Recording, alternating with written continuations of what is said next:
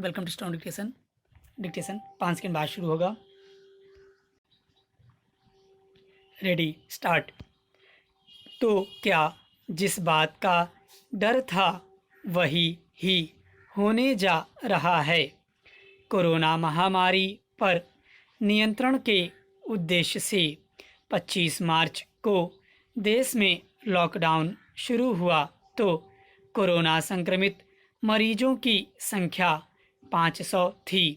20 दिन में यह संख्या बढ़कर 10,000 तक पहुंच गई और अब हालत ये है कि रविवार को देश में एक दिन के भीतर 40,000 मरीज सामने आ गए।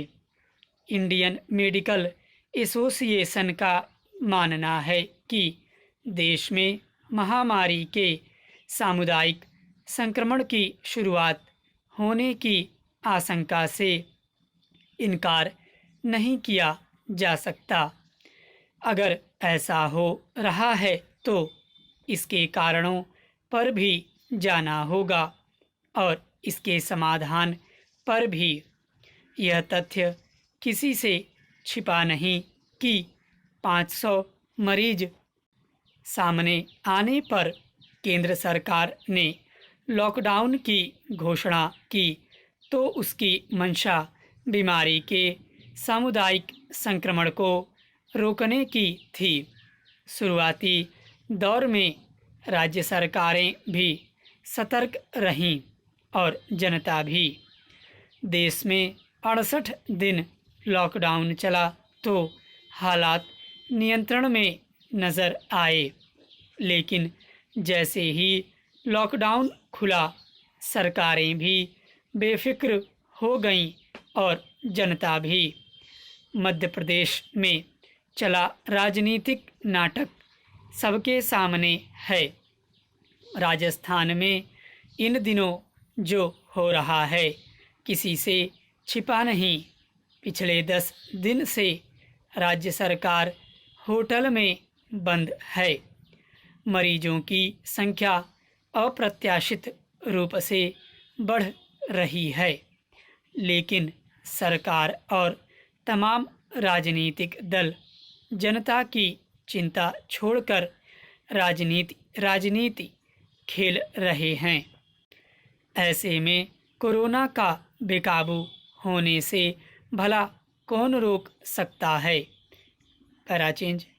बीते 15 दिनों के हालात का विश्लेषण करें तो लगता नहीं कि राज्य सरकारें कोरोना को लेकर गंभीर रही हैं। ऐसा लगता है कि जनता को उसके हाल पर छोड़ दिया गया है। जो बच सकता है बच जाए। उत्तर प्रदेश और पश्चिम बंगाल में लॉकडाउन फिर शुरू किया गया है, लेकिन गंभीरता कहीं भी नज़र नहीं आ रही है। न प्रशासन की सख्ती है और न सतर्कता।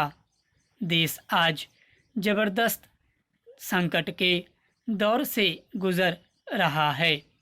इसे गंभीरता के साथ ही लेने की ज़रूरत है। सवाल यह उठता है कि राजनीतिक टकराव को क्या इस समय टाला नहीं जाना चाहिए।